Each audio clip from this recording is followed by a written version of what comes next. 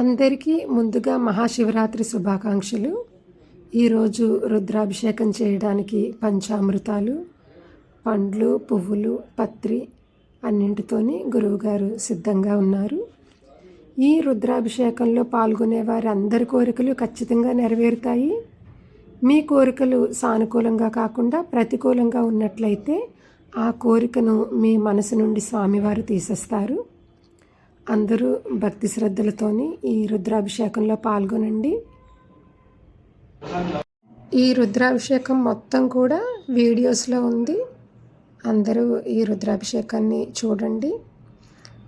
అందరికీ ఆయురారోగ్యాలు, సిరి సంపదలు, మనశ్శాంతి సమృద్ధిగా కలగాలని మనస్ఫూర్తిగా కోరుకుంటూ మహాశివరాత్రి శుభాకాంక్షలు.